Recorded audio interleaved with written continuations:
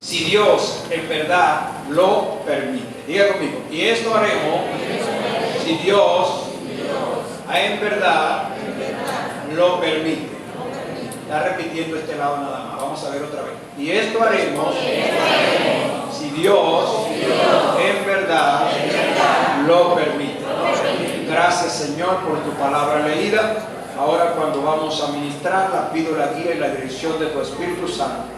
Seas tú dando palabras sazonadas con la gracia y la sal de tu Espíritu Santo.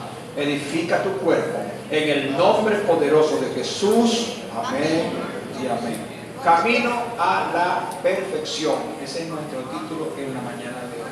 Camino a la madurez. Camino a la perfección. El apóstol el escritor, porque no está demostrado si fue San Pablo o cuál fue el escritor de la epístola a los hebreos. Lo único que podemos decir era que la mayoría de los creyentes, pueden ayudar al hermano a sentarse, son amables, la mayoría de los creyentes a quien se dirigió la carta de los hebreos eran creyentes judíos, eran judíos, hebreos, quienes se habían convertido al Evangelio del Señor Jesucristo. Pero ya tenían aproximadamente más de 35 años que habían recibido al Señor como su Salvador personal. Si la carta dice fue escrita en el año 70 después de Cristo, ¿estamos aquí en la iglesia? Amén. Si la carta fue escrita en el año 70 después de Cristo y prácticamente en el año 33 después de Cristo Jesús murió y resucitó, habían pasado aproximadamente ¿cuántos años? ¿Cuántos años habían pasado si Cristo murió y resucitó el año 33? Habían transcurrido hasta el año 70, ¿cuántos años? De 36 a 37 años. Habían transcurrido aproximadamente de 35 años y un poquito más, unos 37 años para llegar a los 70. En total, en el 70 se escribió la carta. ¿Estamos aquí en la iglesia? ¿Ven? Pero si fue en el año 33 después de Cristo que Él murió y resucitó, para llegar al año 70, ¿cuánto faltaba? Unos 37 aproximadamente. Eso significa que la iglesia de los hebreos, ¿cuántos años tenían que habían recibido a Cristo como su Salvador? Unos 35 años por allí aproximadamente. Ya tenían 35 años en el Evangelio, algo parecido al tiempo, valga la comparación, que yo tengo pastoreando aquí en esta congregación. Tengo 36 años pastoreando en esta iglesia. Jesús es el Señor. Entonces, no es un tiempito más o menos regular. ¿Cuántos tienen aquí 35 años de edad? ¿Hay alguien aquí que tenga cercano por aquí que esté rondando los 35 años de edad? ¿O todos son como yo, de 60 para arriba? ¿Cuántos años tiene el que menos tiene aquí? ¿Cuántos años que tiene 30? ¿Quién tiene 30 años? 30 años. Hermano Betancourt, el hermano Mauricio, tiene 30 años. Gloria al Señor. Bueno, fíjese, usted nació chiquitico y vea que es un hombrón ya, dos hombrones ya, 30 años. Es decir, que es un tiempo para crecer los huesos, para desarrollarse, para pasar la etapa infantil, la etapa adolescente. Ahora están en la etapa de los adultos. 3 etapas han pasado. Se requiere un periodo de tiempo bastante largo y extenso. Ya van a estar en la etapa de los adultos mayores prácticamente. Y es lo que le viene ahora, ya le viene la etapa de los adultos mayores. Entonces, la iglesia de los hebreos tenía más de 35 años que habían recibido al Señor Jesús. Pero el escritor de los hebreos estaba sumamente preocupado porque no veía fruto en la iglesia, no veía crecimiento, no veía avance, no veía desarrollo, no veía ningún tipo de perfección, de madurez, de crecimiento. La iglesia estaba estaba frenada, estaba estancada. Y esto tenía al predicador, al pastor, al apóstol, al escritor bastante incómodo, bastante preocupado. Y es lo que le lleva a escribir la epístola a los hebreos. Fíjense ustedes, pero eso no significa que esa epístola es exclusivamente para los hebreos de aquel tiempo, para los hebreos judíos cristianos. ¿Estamos aquí? Amén. Es también para la iglesia neotestamentaria, la iglesia de la gracia, la iglesia de hoy en día, la iglesia del Nuevo Testamento, que ya tenemos tiempo que hemos recibido el Señor. Diga a alguien aquí, ¿cuántos años tiene usted que recibió el Señor? Cualquiera. 4. ¿Quién más? 14. 4. 5. 17. ¿Quién más? No hay más nadie que tenga más. 8 años. ¿Quién más? 5. 15. 7. 3. Vean que la mayoría pasan de 3 años en adelante, 3 y 4 años en adelante. Ahora, una cosa es la edad biológica, la edad genética, la edad física, y una cosa es la edad en Cristo, es la edad espiritual. O sea, cuando nosotros venimos a Cristo, comenzamos, así como la edad física comienza a desarrollarse, comenzamos a quemar etapas, así en Cristo comienza una etapa de edad espiritual. De manera que debemos de crecer en esa edad espiritual. Pero esta iglesia que se había convertido hace más de 35 años tenía un problema. Eran enanos espirituales, eran niños espirituales, eran infantes espirituales. No habían tenido un grado de crecimiento. Y eso era lo que tenía al apóstol, al escritor, sumamente preocupado, porque ya era tiempo de que esta congregación de los hebreos hubiese avanzado y hubiese crecido. Eso le preocupa también a nosotros los pastores en este tiempo del siglo XXI, la situación y la condición espiritual de los creyentes. ¿Qué pasa con un creyente que tiene 3 años en el Evangelio y no crece en la fe, no avanza? ¿Qué pasa con un creyente que tiene 4, 7 años, 5 años, 15 años, 17 años, 23 años, 35 años, 40 años inclusive en el Evangelio y tiene el mismo estatus o nivel espiritual? Es un niño espiritual porque su comportamiento es de niño espiritual. Es un niño que no tiene esa solidez, esa firmeza. Es un niño que se queja por todo. Es un niño que llora por todo. Es un niño que anda todo el tiempo en una pelea con los otros niños.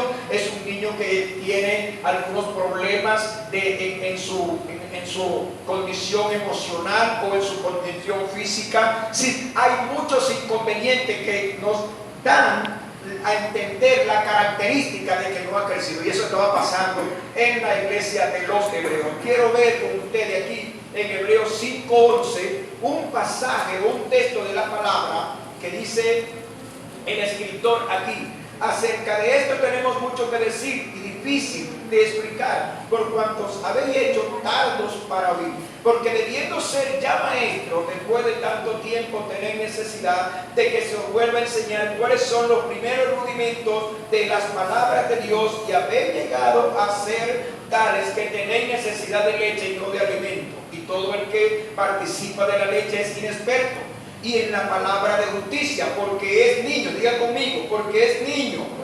Pero el alimento sólido es para los que han alcanzado madurez y los que por el uso tienen los sentidos ejercitados en el discernimiento del bien y del mal.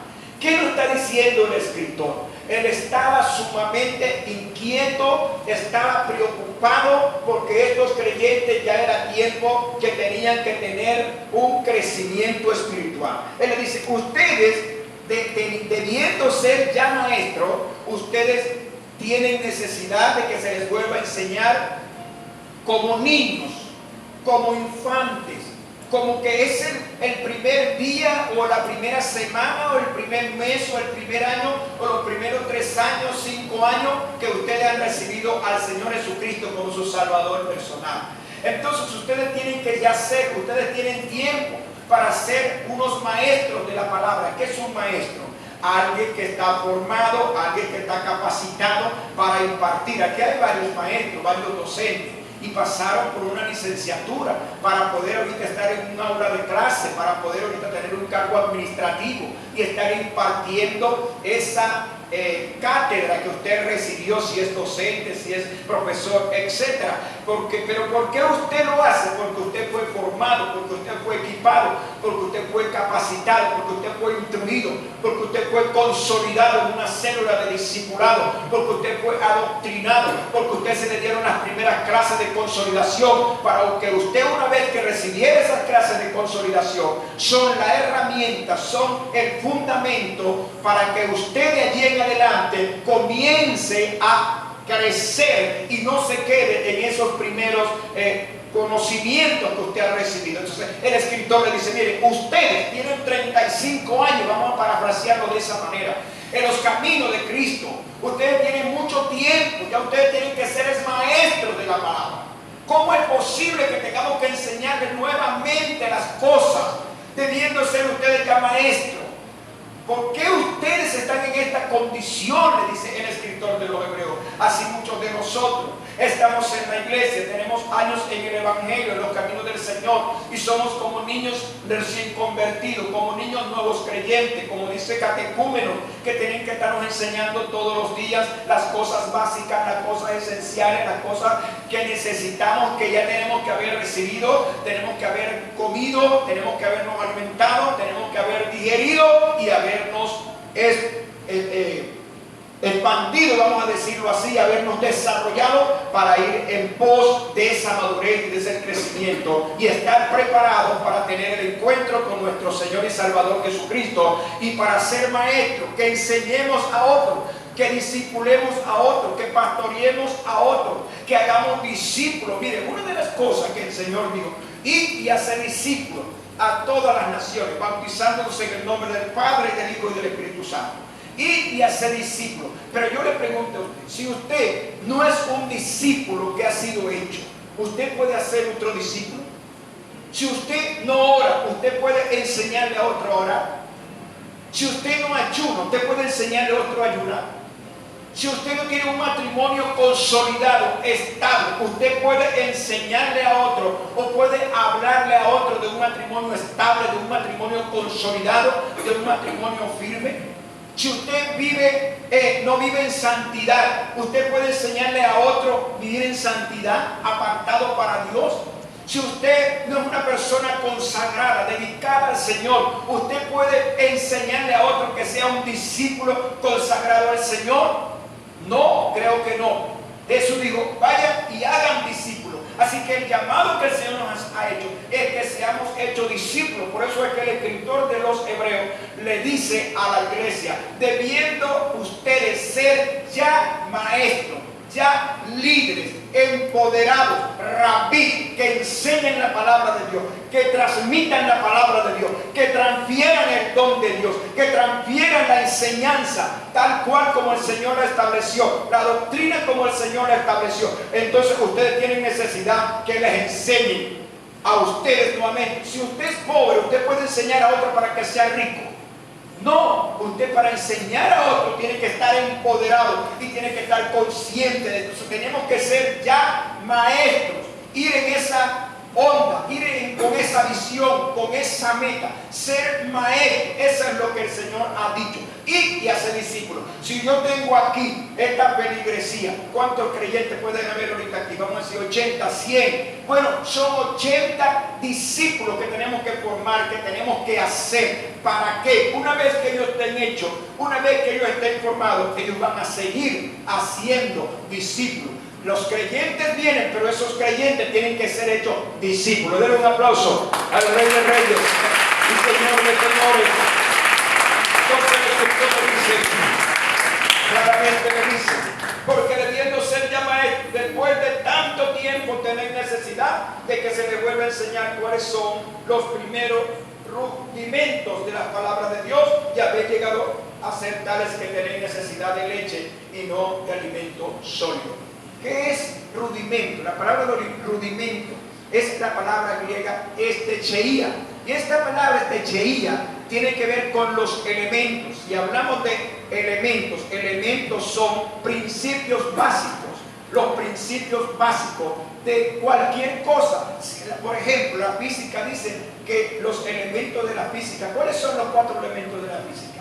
El agua, el fuego, el aire y el agua. Esos son principios básicos elementos básicos, son cosas básicas, son cosas necesarias. Y así nosotros tenemos también en la Biblia, en la palabra de Dios, tenemos cosas básicas, tenemos doctrinas básicas, como dice allí, de la palabra de Dios. Tenéis necesidad de que se os vuelva a enseñar cuáles son los primeros rudimentos. ¿Sabe ya la iglesia lo que son los rudimentos? Las cosas básicas. Si vamos a la escuela, las cosas básicas, ¿cuáles son? Las primeras clases, las primeras lecciones, ¿cuáles son? A, E, I, O, U.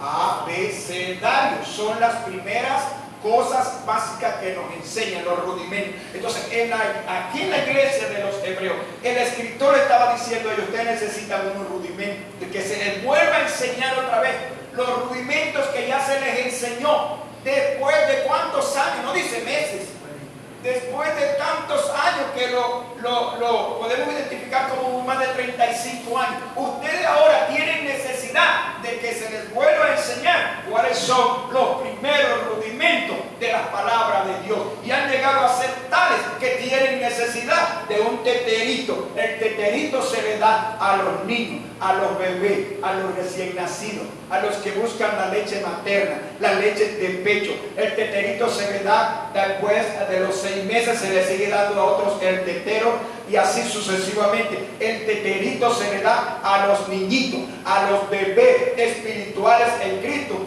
El escritor le dice: ustedes tienen necesidad de que se les siga dando tetero. ¿Cuál tetero? Los rudimentos de la palabra de Dios, los principios básicos de la palabra de Dios. Ustedes no han tenido el estado de ánimo, la actitud para ustedes crecer. La gente no crece, no es culpa del pastor que la gente no crezca en el evangelio. No es mi culpa que usted no crezca en el evangelio, en la palabra. No es mi culpa que usted no madure. No es mi culpa que usted esté estancado, que usted esté estancada y que usted dependa de los demás, de la oración de los demás, para usted perseverar en los caminos del Señor, para usted vencer las pruebas y las adversidades que usted pueda confrontar. No, se le ha enseñado principios básicos, doctrinas elementales, fundamentos cuya fundamento es Cristo, son los apóstoles. Ahora usted tiene que avanzar en crecimiento. Es su deber, es su responsabilidad.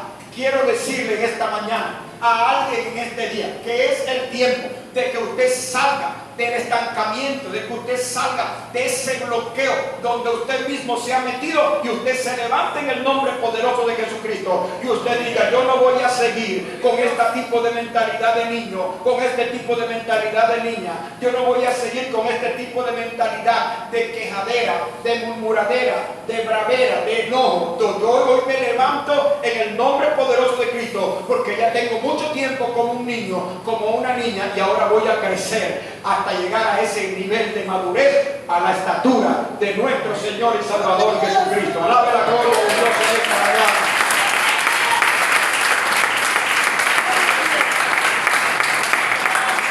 Entonces dice el 14: pero el alimento sólido es para los que han alcanzado madurez, para los que por el uso tienen los sentidos ejercitados en el discernimiento del bien y del mal. La leche es para los niños, para los bebés espirituales, para aquellos que no tienen esa disponibilidad, disposición, determinación de avanzar y crecer en el Señor. El alimento es sólido, es para los que por el uso tienen los sentidos ejercitados en el discernimiento del bien y del mal. Tienen los sentidos ejercitados. ¿Por qué? Por el uso. El uso. Aplican, experimentan, y producto de esa experiencia tienen una capacidad para discernir tanto el bien como el mal, y van avanzando y van en un continuo crecimiento. Pero ahora llegamos a este pasaje que hemos leído, que es el versículo 3, y esto haremos si Dios en verdad lo permite. Yo no puedo predicar en este texto sin antes hablar de lo que le he comentado, de lo que antecede en el contexto de la palabra. Porque fíjense ustedes, nuevamente el escritor ahora le dice: por tanto, viene hablando de unos niños que tenían tiempo de haber sido maduros en Cristo, unos maestros, unos colaboradores en la iglesia, unos líderes de célula, unos predicadores del Evangelio, una gente madura, una gente de experiencia, una gente de crecimiento en la fe, una gente de consolidación, una gente columna y baluarte de la verdad en el cuerpo, en la iglesia del Señor Jesucristo, y no un dolor de cabeza.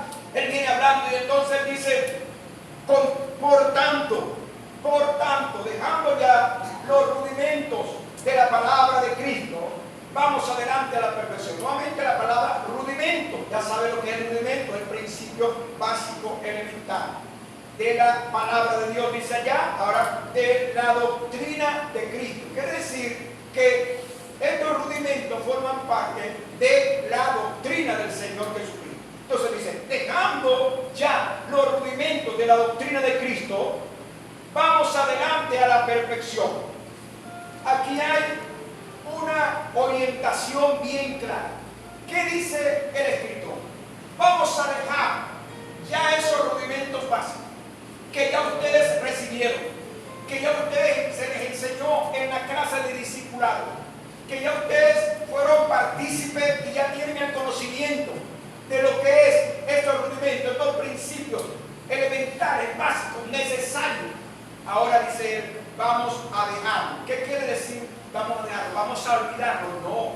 Él no está diciendo vamos a olvidarlo, nos vamos a desprender de ello, ya no le vamos a dar importancia, ya no le vamos a dar el valor, ya lo aprendimos y ahora esto no tiene ningún significado, no vale para nosotros. No, vale porque si somos maestros ya tenemos que seguirlo enseñando a los nuevos convertidos que vengan a los pies del Señor Jesucristo. Él lo que está diciendo es dejando ya estos rudimentos de Cristo, vamos adelante a la perfección. La palabra perfección, donde aparezca esta palabra perfección en la Biblia, significa madurez espiritual. Es ese nivel de madurez espiritual, de perfección espiritual. Por eso Cristo dice, sé pues perfecto, como vuestro Padre es perfecto. No a la medida de la perfección íntegra de Dios Todopoderoso.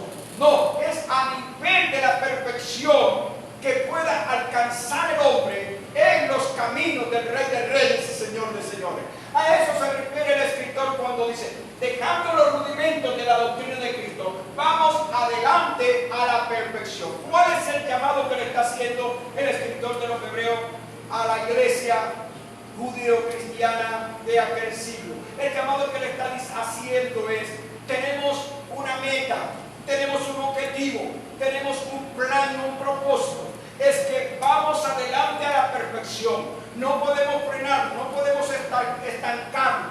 Tenemos que soltarnos, tenemos que crecer. No podemos seguir en esta condición. Y piense usted de lo que él les dice.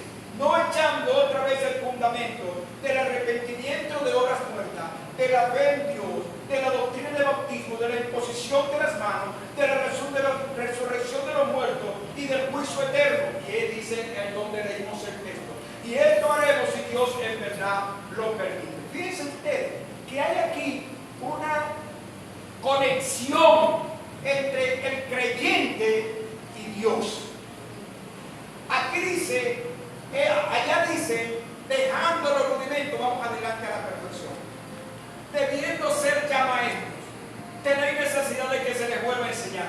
Aquí dice, y esto haremos si Dios en verdad lo permite. Es decir, Dios es quien va a ponerle el punto, el sello, vamos a decir, a esta perfección. Es la voluntad de Dios, es lo que quiere decir el texto. Y esto haremos si Dios en verdad lo permite. Si Dios permite este crecimiento, esta madurez, nosotros lo vamos a lograr.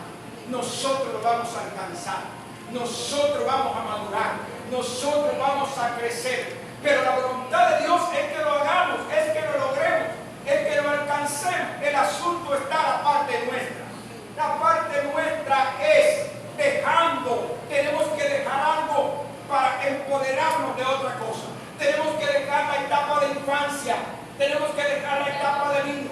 Tenemos que dejar la etapa básica de los primeros rudimentos, de esos elementos básicos, para ir nosotros a esa madurez, si Dios en verdad lo permite. ¿Y cuáles son esos rudimentos de la palabra de Dios, de la doctrina de Cristo? Son 6 rudimentos que tiene la palabra de Dios.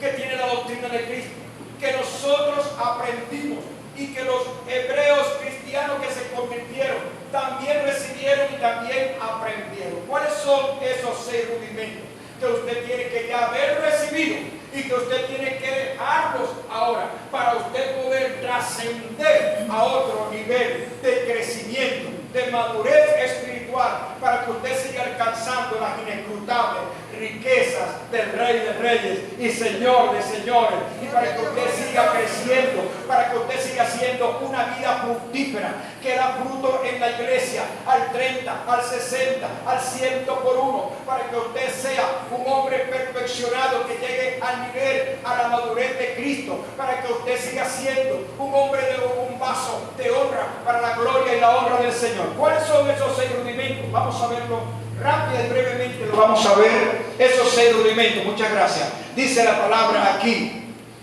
en el versículo 2, en el versículo 1, no echando otra vez el fundamento del arrepentimiento de obras muertas. ¿Cuál es el primer rudimento de la doctrina de Cristo?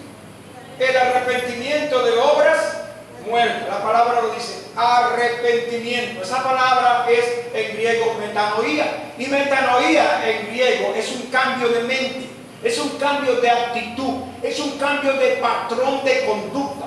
El Señor lo que está diciendo es que todo aquello que son obras muertas es aquello que no tiene vida en Cristo, es aquello que no tiene vida con Cristo. Las obras muertas son cosas que practicábamos antes de venir a Cristo y después de venir a Cristo.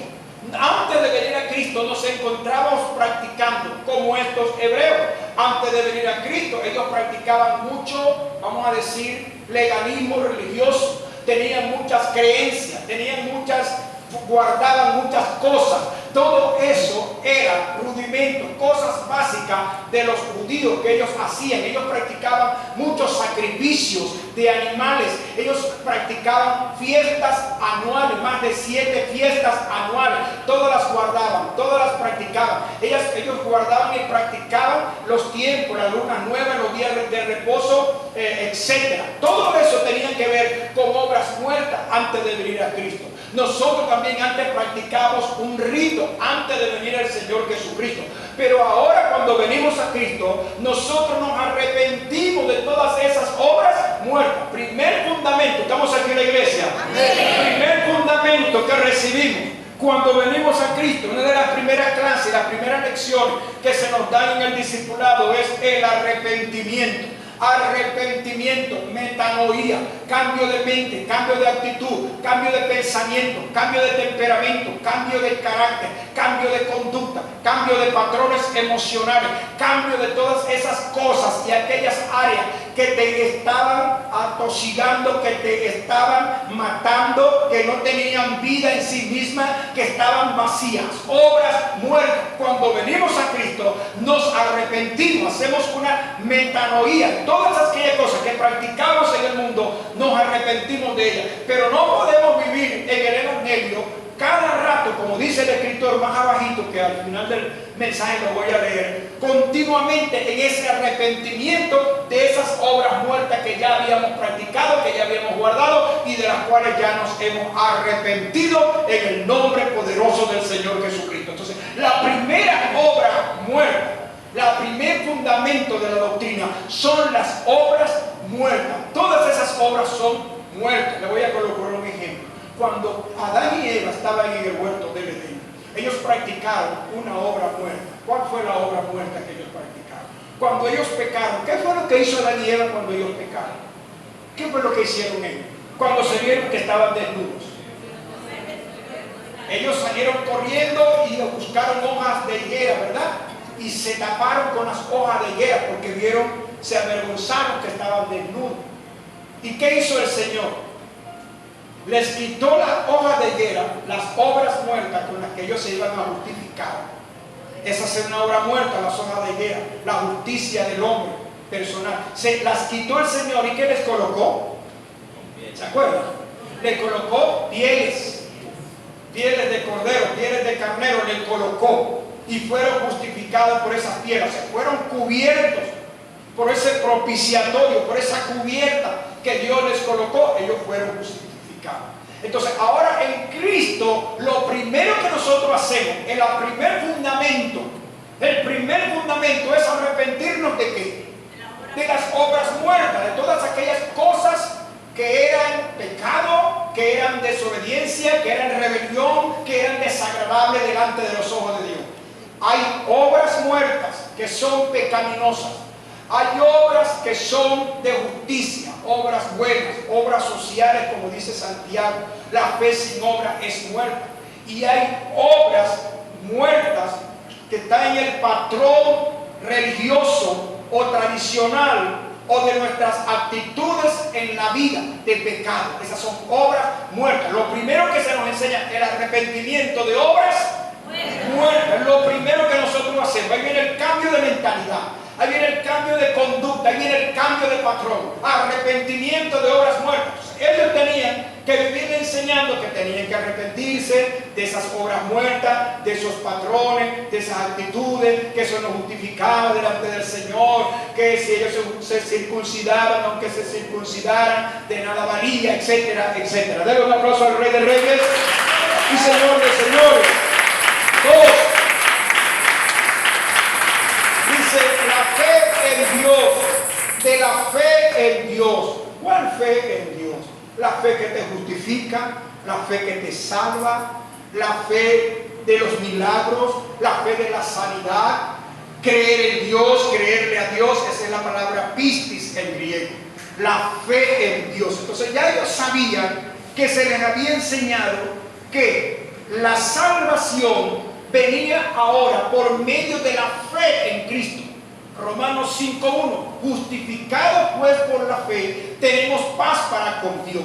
Es la fe en Cristo la que justifica, la que salva, la que redime, la que te hace sabiduría en Dios. Es la fe en Cristo la que te hace entrar en paz con Dios, en comunión con Dios, en relación con el Señor. Y ya ellos habían recibido esa clase, ya ellos habían recibido esa doctrina, ya ellos habían recibido esa formación. Tú no tienes que nuevamente, tenemos que volver a darte la clase de célula, otra vez hablarte de la fe, que Jesucristo es el que te salva, que ya tus pecados fueron perdonados, que ya Jesucristo agarró los pecados, los sepultó en lo profundo de la mar. Tú no tienes que tener tu conciencia que te esté acusando, porque Cristo limpió tu conciencia de todas esas obras muertas, y ahora lo que vale para ti es puesto los ojos en Jesús, el autor y consumador de la fe. No hay otro nombre bajo el cielo en el cual podamos ser salvos, sino Jesucristo hombre, como está determinado que los hombres mueran una sola vez y después de esto vendrá el juicio.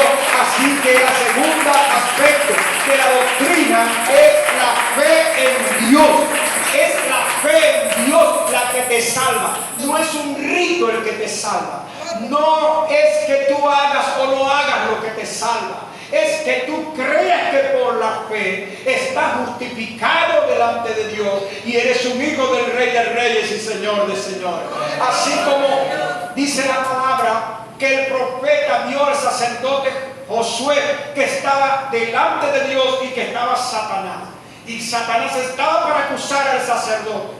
Y el Señor le dijo al ángel: quítale la ropa sucia, inmunda. ¿Saben que en el original esa palabra es llena de estiércol, llena de excremento humano? Lo que quiere decir, quítale esa ropa inmunda, o lo que las damas se colocan en medio de su menstruación, los paños inmundos por la menstruación. Entonces era lo que más o menos era la connotación de lo que Dios le estaba diciendo al ángel a través del profeta Zacarías, la visión que él estaba viendo. Quítale esa ropa inmunda, llena de putrefacción, llena de pudreción, llena de contaminación, llena de inmoralidad, llena de vergüenza, llena de estiércol, llena de perdición. Quítale eso y ponle una ropa nueva, ponle una nueva fe, ponle un nuevo vestido, ponle la llenura del Espíritu Santo, justificado por la fe. Tenemos paz para con Dios, la fe en Dios, la fe en Dios. Entonces no podemos seguir hablando del hermanito, de este rudimento, de este evento. Mi hermanito, tienes que tener fe, porque la palabra dice que el Señor dijo: no te he dicho que si crees verás la gloria de Dios. Hermanito, tienes que tener fe, porque no es que me dijeron a mí que yo era una cucaracha inmunda y que yo me congrego en una iglesia mundana, liberal, y que yo no tengo salvación y que yo me voy a perder y yo me voy a ir para el infierno. Entonces no has leído la Biblia. Necesitas que te repasemos nuevamente y refresquemos el rudimento de la fe de la palabra de Dios, que dice: la fe en Dios es lo que obra la salvación. Como dijo Martín Lutero algún día en aquel convento religioso como monje donde se encontraba, él encontró este texto que decía: la fe sin obra es muerta. Justificados por la fe tenemos paz para con Dios. El justo por su fe vivirá. Es con la fe en Dios. Cree en Dios, cree a Dios, vive tu vida llena de victoria en victoria todos los días de tu vida. La fe en Dios. Segundo rudimento. Tercer rudimento, la doctrina de bautismos. Miren que está en plural: bautismos, varios bautismos. ¿Cuáles son los bautismos? ¿Cuál es la doctrina de bautismo? Todo esto lo enseñamos en la clase de discipulado, en la clase de rudimentos. Esos son elementos básicos, rudimentos. Ellos se habían bautizado en los bautismos, en todos los bautismos.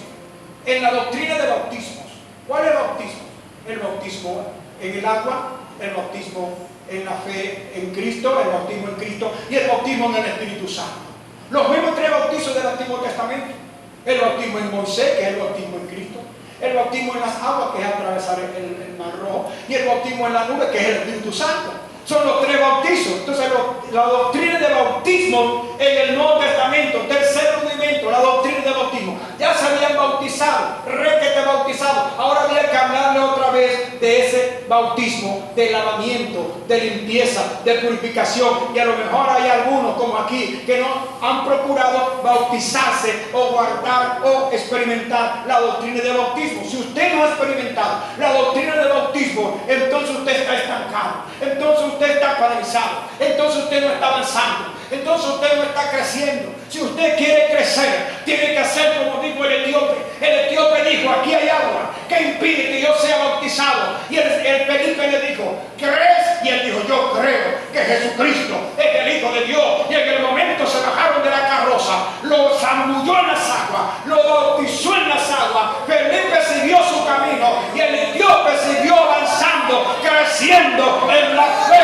en el Evangelio, en el Rey de Reyes y Señor de Señores. Es tiempo para la iglesia experimente la doctrina del bautismo. El bautismo en el Espíritu Santo, el cual recibimos cuando somos sellados el día que creemos en el Señor Jesucristo. El bautismo en Cristo y el bautismo en las aguas. El bautismo en Cristo es por el Espíritu Santo. Por el Espíritu Santo. El Espíritu Santo es el que obra para que seamos parte del cuerpo de Cristo. Vean cómo es ese bautismo. Ese no es un bautismo del hombre, ese lo obra el Espíritu Santo. Y cuando el Espíritu Santo obra desde el día que usted creyó en el Señor, Él nos hace parte, nos pega, nos adhiere, nos une al cuerpo de Cristo. Y por eso ahora somos cuerpo de Cristo, somos iglesia de Cristo, somos hijos de Cristo, somos hijas de Cristo, somos hombres de Dios, somos mujeres de Dios. Aunque la religión, aunque la tradición te señale, te cuestione, te condene, pero tú eres bautizado, formas parte de ese núcleo, de esa familia, de esa ciudadanía de los cielos. Estás sentado en los lugares celestiales con el Rey de Reyes y Señor de Señores. Eres parte del cuerpo de Cristo. ¡A la gloria de Dios!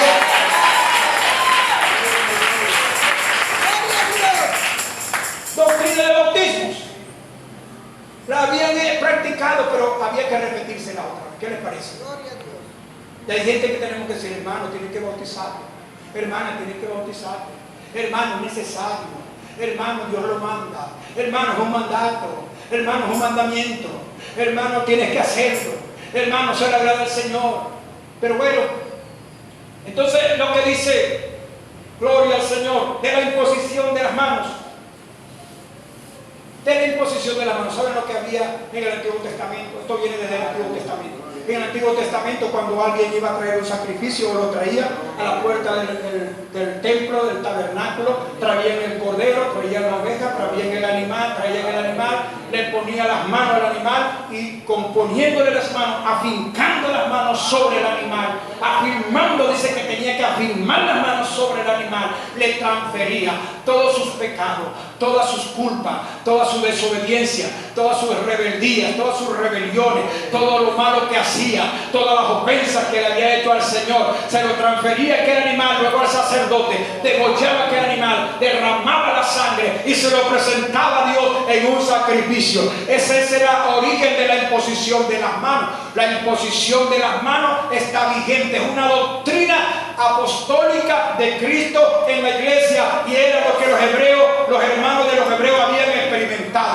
experimentado la imposición de las manos, les habían impuesto las manos. Dice que habían gustado del don celestial, que habían gustado de la palabra de Dios, que habían gustado de las cosas del reino, que habían gustado de las bendiciones del cielo, les habían impuesto las manos. Habían ministros que les ungieron, habían apóstoles, habían profetas, habían evangelistas, habían creyentes que les impusieron las manos, que los apartaron para el rey, para el ministerio, para la obra de Dios, pero habían retrocedido, habían flaqueado, habían desmayado, estaban desanimados, que iban a caer en una doctrina de los rudimentos de la ley de Moisés. Y el apóstol le está escribiendo al escritor y le está diciendo: no vamos a volver a la doctrina de la imposición de las manos. Ya ustedes están claros lo que es la imposición de las manos. La imposición de las manos la practicó la iglesia. En el Nuevo Testamento, en Santiago lo dice: está alguno enfermo en la iglesia, llamen a los ancianos, oren por él, impónganle las manos, úngale con aceite, y la oración de fe sanará al enfermo, y el Señor lo sanará, y el Señor lo levantará. El día viernes traigan aceite, que vamos a ungir los aceites, vamos a poner las manos en los aceites en la vigilia que vamos a celebrar el día viernes, Dios mediante, a partir de las 7 de la noche. Traigan el aceite, vamos a orar por esos aceites, para que ustedes tengan aceite sagrado, aceite consagrado, aceite apartado, para cuando ustedes tengan que ministrar, ustedes pongan ungirse sus manos y puedan imponerla en el nombre poderoso de Jesús, para ministrar sanidad a los enfermos, para ministrar restauración, para levantar al caído, para darle ánimo al que no tiene ánimo, para echar fuera demonios, para ministrar milagros, sanidad, en el nombre poderoso del Rey de Reyes y Señor de Señores. La imposición de manos, ellos lo habían experimentado, ellos lo habían vivido, pero había que nuevamente hablar de lo que era la imposición de las manos, del misterio que había en la imposición de las manos. Había que nuevamente repetirle a esos bebés, a esos niños en la fe, repetirle lo que era la imposición de las manos. Usted tiene que caminar firme. Ya recibió el fundamento, ya recibió la doctrina. Eso es lo que usted necesita. Jesús dijo: vayan y pónganle las manos y sánenlo,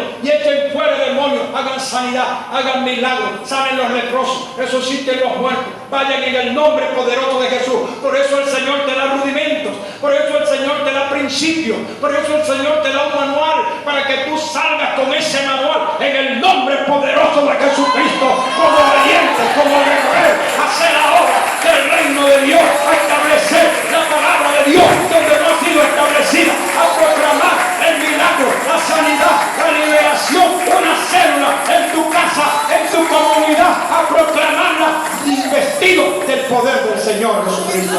¡Ah, la gloria de Dios! ¡Gloria a Dios! Vean lo que son los rudimentos. Si no nos despegamos de los rudimentos y seguimos los rudimentos, vamos a crecer. Pregunto aquí, iglesia. Vamos a crecer. No vamos a crecer. Vamos a seguir allí con la misma enseñanza, con la misma palabra, con el mismo culto de oración siempre, porque estamos allí. Pero hay algo más allá. No es que debemos de dejar de orar, que es un rudimento espiritual, de buscar la presencia, de clamar, de hacer guerra, etc., sino que tenemos que seguir creciendo hacia la madurez en el nombre poderoso de Jesús. Dice la palabra de la resurrección de los muertos. La resurrección de los muertos, ¿cuál es el máximo ejemplo? Jesús es el ejemplo. En el Antiguo Testamento hubieron ejemplos de resurrección de muertos. En el Nuevo Testamento hubieron ejemplos de resurrección de muertos. Jesús resucitó a la hija de Jairo. Jesús resucitó a Lázaro. Pablo resucitó a Eutico. Pedro resucitó a Dorcas. Y siguen habiendo resurrecciones a través de todos los tiempos. Nosotros somos producto de la resurrección espiritual a la vida que ha hecho el Señor con nosotros. Estábamos muertos en delitos y pecados, pero un día escuchamos la voz de Dios, la palabra del Señor, y fuimos resucitados. Y por eso estamos aquí ahora. Inexplicablemente dejamos todo y venimos ahora a tener vida, una vida nueva, una resurrección nueva en Cristo Jesús, el Rey de Reyes y Señor de Señores. Por eso el Señor habla de la resurrección. Dos resurrecciones. ¿Cuáles son esas dos resurrecciones que habla el Señor? Lázaro, un tipo de resurrección o traer a la vida. Cuando Marta le dijo, Señor, mi hermano resucitará, y el Señor le dijo, yo sé que resucitará. Ella le dijo, Jesús le dijo, tu hermano resucitará, corrió. Y ella le dijo, yo sé que resucitará, maestro, pero en el día postrero. Jesús le dijo, yo no te estoy hablando del día postrero, yo te estoy hablando de hoy, yo te estoy hablando del presente, yo te estoy hablando de que yo soy la resurrección de la vida, de que yo soy el que tengo vida, de que yo doy vida y vida en abundancia. Él va a resucitar actualmente y va a resucitar en el día posterior. Entonces la doctrina de la resurrección es la esperanza. Lean 1 Corintios 15 cuando lleguen a sus hogares y se van a dar cuenta de lo que es el poder de la resurrección. Pablo dijo, yo no sé orar por ustedes para que todos los ojos de su alumbramiento sean iluminados y ustedes conozcan el poder de la resurrección que operó en Cristo resucitando desde los muertos. El poder de la resurrección es un poder sobrenatural que es el que está ahorita en el presente, actualmente. Ese es el que está operando. Cuando nosotros entregamos nuestro corazón a Cristo, se activa la resurrección espiritual de nosotros y el Señor nos saca del estado de muerte donde estábamos espiritualmente y resucitamos a una vida espiritual. Por eso que antes usted no sentía de congregarse en ninguna parte, de alabar a Dios en ningún lugar, de aplaudir a Dios, de leer la palabra, éramos ignorantes de todas esas cosas. Pero como ahora, oh gloria a Dios, hay una resurrección, resucitó Cristo en nuestro corazón, Cristo en nuestra vida. Ahora tenemos hambre de leer la palabra, ahora tenemos hambre de congregarnos, ahora tenemos hambre de ayunar, ahora tenemos hambre de leer la palabra, de orar a Dios, ahora tenemos hambre, no podemos vivir sin Cristo, porque ahora Él nos dio vida y vida en abundancia. Dale la gloria de Dios, iglesia. Resurrección espiritual. Señor le dijo a la iglesia de Sardis, tienes nombre de que estás vivo, pero estás muerto. Era una iglesia de nombre. Nominalmente decía que tenía vida, que había resucitado, pero Jesús le dijo, estás muerto, estás muerta. Tenemos la necesidad otra vez de que nos hable de la resurrección espiritual. Porque la resurrección postrera de aquel gran día se hará en el tiempo de Dios. Esa es la resurrección postrera. Cuando los muertos en Cristo resuciten de las tumbas, de los sepulcros. Pero ahora es la vida nueva, de la regeneración, del cambio, de la transformación que opera. Ese poder glorioso y sobrenatural que operó en Cristo resucitando de los muertos. Ese es el poder que se está activando, que se ha activado en tu vida, en mi vida, en todo creyente, sea judío, sea gentil, sea extranjero, sea venezolano, sea de otros países de Europa, de Asia, etc. Es el poder de la resurrección del Señor Jesucristo. Y estos hebreos tenían necesidad de que se les volviera a hablar de la resurrección. Por eso que cuando aquellos saduceos le dijeron al Señor Jesucristo, un hombre que tuvo 7 mujeres, tuvieron 7 hermanos, tuvieron una sola mujer. ¿De cuál de ellos será? Jesús le dijo, en la resurrección serán como los ángeles del cielo. No se casarán ni se darán en casamiento. Dios no es Dios de muertos, dijo. Dios es Dios de vivos. Amén. Dios de Abraham, Dios de Isaac, Dios de Jacob, Dios de los 12 patriarcas del reino. Dios es de gente viva que ha resucitado en Cristo Jesús. Entonces no podemos otra vez volver a repetirte la doctrina para que tú vuelvas a resucitar. Ya tú resucitaste. El sepulcro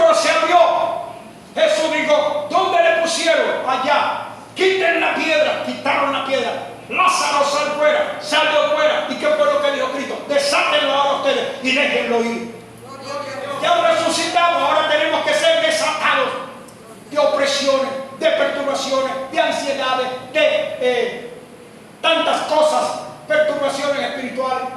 ¿Y quién lo va a hacer? Nosotros. ¿Quiénes iban a desatar a Lázaro? Los que estaban allí.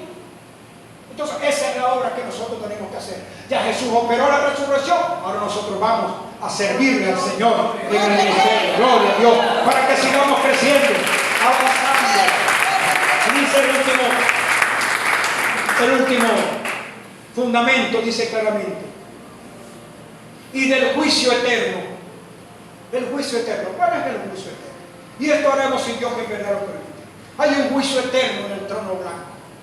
Lo dice Apocalipsis, que Juan vio en el capítulo 20, un trono blanco, y delante del trono un gran mar, y delante de él, allí había, y dice que vio los muertos, grandes y pequeños, de pie, y los libros fueron abiertos, y otro libro fue abierto, el cual es el libro de la vida, y fueron juzgados la gente por las obras que estaban escritas en el libro de la vida.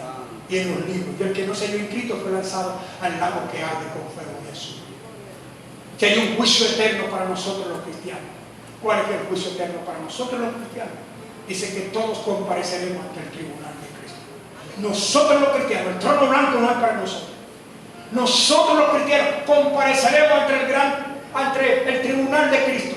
Pero ¿para qué vamos a estar en el tribunal de Cristo, pastor? Para recibir las bendiciones, la recompensa mientras estamos en el cuerpo. ¿Cuál cuerpo? Aquí en la tierra, en la iglesia. Y todo el servicio que le hicimos al Señor y toda la obra que hicimos para Cristo, dice que compareceremos ante el tribunal de Cristo a ese juicio para recibir las obras, los bienes, las bendiciones que Dios tenga para cada uno de nosotros. Por eso dice, este es el sexto rudimento de la palabra y de la doctrina de Cristo. Y esto haremos si Dios en verdad lo permite. Si Dios lo permite, lo haremos. Pero nosotros tenemos que dar el paso. Vamos, recibimos los rudimentos, nos desprendemos de los rudimentos, los dejamos allí con el mismo valor, la importancia que ellos tienen para nosotros en la fe de Cristo, y ahora nosotros vamos marchando adelante, como dijo Pablo. Una cosa hago, dejo lo que queda atrás y me extiendo. ¿A dónde, dijo Pablo? Me extiendo hacia adelante, me extiendo hacia la perfección, me extiendo hacia la madurez, para ver si logro así agarrar, alcanzar aquello por lo cual fui agarrado por Cristo. Cristo me agarró, Cristo me sujetó, Cristo me alcanzó. Pero Pablo dijo, yo no me quedo con los brazos cruzados, yo olvido lo que queda atrás, dejo estos rudimentos del judaísmo atrás, dejo que era fariseo, que era circuncidado el octavo día, que era de la tribu de Benjamín, que era de la descendencia de Saúl, que era de todos los que guardaba, que era fariseo religioso, celoso de las cosas de Dios. Todo esto lo dejo atrás. Obras muertas quedan atrás, quedan sepultadas, quedan en el pasado, quedan en el olvido. Y ahora yo tengo una meta, un sueño, una visión. Alguien está hablando Dios en esta mañana. Iglesia, es para que hoy te sacuda, te desprende, te quites el vestido viejo y te pongas el nuevo de Cristo eterno, de Jesús. Amén. Pero no podemos seguir estancados como niños, como niñas en Cristo. Tenemos un llamado, iglesia. Tenemos un reto aquí en Templador, en este lugar, en este estado, en esta nación. Y es extendernos hacia adelante, hacia la madurez, hacia la perfección. No pierda su tiempo. Haga como Pablo. Pablo dijo, no, que ya lo logré. Si era Pablo, imagínense ustedes, nosotros, ¿dónde quedamos? Pablo dijo, no es que lo haya logrado, no es que lo haya alcanzado, no, yo sigo adelante, sigo el blanco. Aleluya, sigo el blanco, sigo a Jesús, porque quiero ser semejante, dijo Pablo, aún en su muerte. Quiero alcanzar el poder de la resurrección que operó en Cristo. Oh, gloria a Dios. Oh, Padre, ayúdanos, Señor, en el nombre poderoso de Jesús. Amén. Y Dios le habló esta mañana. Dele gracias. gracias al Señor.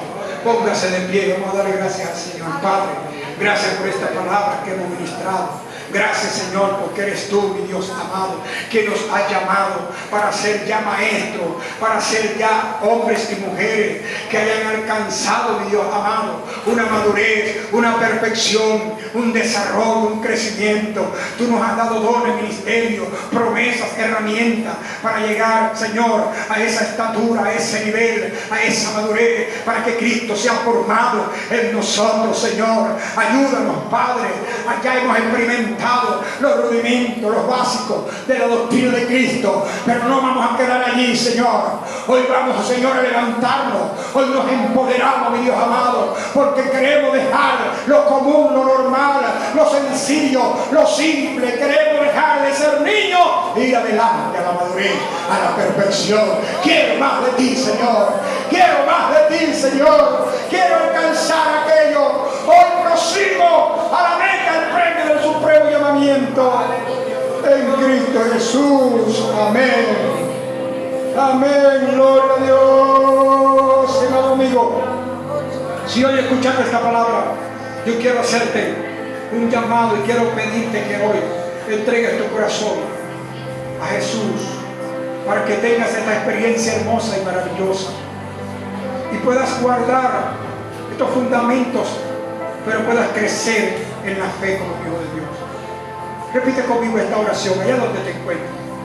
A la cuenta de 3, 1, 2, 3. Di conmigo: Señor Jesucristo, yo creo que tú eres el Hijo de Dios, que moriste por mis pecados en la cruz del Calvario. Y quiero de todo corazón que Dios el Padre te levantó de los muertos, te ascendió a los cielos y te sentó a su diestra. Hoy te abro mi corazón y te pido que entres y vivas en mí. Te recibo como mi Salvador personal. Perdona mis pecados, lávame con tu sangre. Hoy me arrepiento y rompo toda maldición generacional que había sobre mi vida y me declaro libre en el nombre poderoso de Jesús. Amén. Gracias.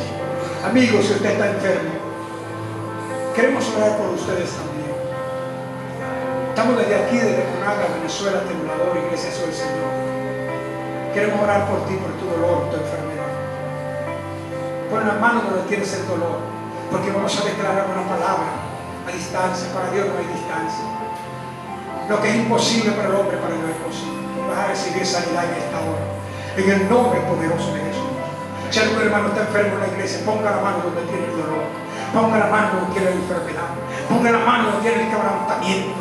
Si algún hermano está enfermo, oh gloria a Dios, ahora mismo, Padre, en el nombre de Jesús, nombre que sobre todo nombre, Padre, ahora mismo reprendemos, atamos, quebrantamos y echamos fuera de los cuerpos todo espíritu de enfermedad, cualquiera que sea su nombre. Lupus hecho fuera, cáncer hecho fuera, tumores en los ovarios, en los úteros, los hecho fuera en el nombre de Jesús. Hernias desaparezcan, quistes desaparezcan, dolores de cabeza, migraña salgan fuera, virus, dolores musculares, problemas respiratorios sean quemados por el fuego del Espíritu Santo. Dolores en las piernas, dolores en las rodillas, dolores en las extremidades, ahora mismo lo hacemos desaparecer, lo echamos fuera en el nombre poderoso de Jesús. Ordenamos a los paralíticos que caminen, que se levanten. Ahora mismo, Señor, sea tú sanando, consolando los corazones que están afectados emocionalmente, que están heridos. Padre, sánalos con el poder del Espíritu Santo, en el nombre poderoso de Jesús y por el poder de tu palabra. Y los hermanos que han venido quebrantados de salud y al servicio, los hermanos que vinieron con dolencia, los hermanos que vinieron, Padre, ahora mismo le ordenamos a todo espíritu de enfermedad que salgan de los cuerpos ahora en este lugar, son echados fuera ahora, fuera, en el nombre poderoso de Jesús y por el poder de tu palabra, que dice que por tu llaga fuimos curados, los declaró sanos en el nombre de Jesús. Amén. Dios te bendiga, estimado amigo, Dios te guarde. Muchas gracias por tu sintonía. Nos vemos el próximo domingo, Dios mediante, en este mismo lugar. Despedimos la transmisión en el nombre de Jesús. Amén.